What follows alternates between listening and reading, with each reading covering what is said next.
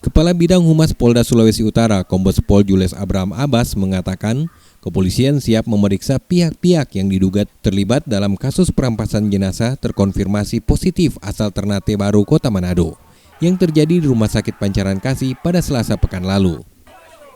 Namun proses pengambilan keterangan kepada sejumlah pihak yang diduga terlibat perampasan jenazah ini harus diawali dengan kepastian bahwa mereka bebas dari COVID-19.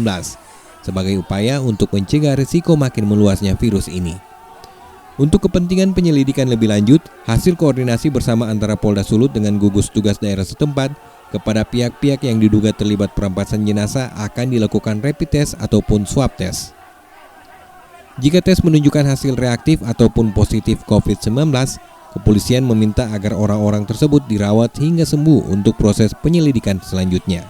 Apabila hasil tes negatif, maka proses pengambilan keterangan akan dilanjutkan oleh pihak kepolisian. Dan saat ini tentu kami berkoordinasi dengan pihak dari rumah sakit maupun dengan pihak keluarga dari pasien yang diambil jenazahnya.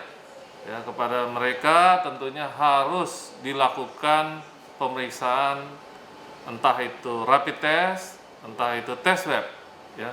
Sehingga kita tahu apakah pada saat pengambilan ini ada yang terpapar, ya, terhadap mereka, apakah ada yang terkena untuk dilakukan pemeriksaan. Bila mana hasilnya nanti negatif, tentu dapat kita lakukan pemanggilan untuk kita mintai keterangan.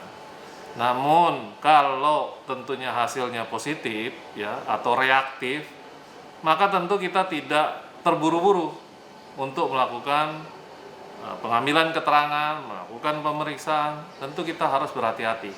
Kepolisian menyesalkan kejadian perampasan jenazah positif COVID-19 yang terjadi di Kota Manado. Polisi berharap ini merupakan kasus pertama dan terakhir, sehingga bisa menekan angka penularan kasus corona di Sulawesi Utara. Sebelumnya pada Selasa pekan lalu terjadi kasus perampasan jenazah yang berstatus pasien dalam pengawasan di Rumah Sakit Pancaran Kasih Kota Manado. Hal ini dipicu pihak keluarga yang tidak menerima pemakaman dilakukan dengan protokol COVID-19. Beberapa hari kemudian, hasil swab menunjukkan jenazah yang diambil paksa tersebut terkonfirmasi positif corona. Yana Mekesingal, Kompas TV Manado, Sulawesi Utara.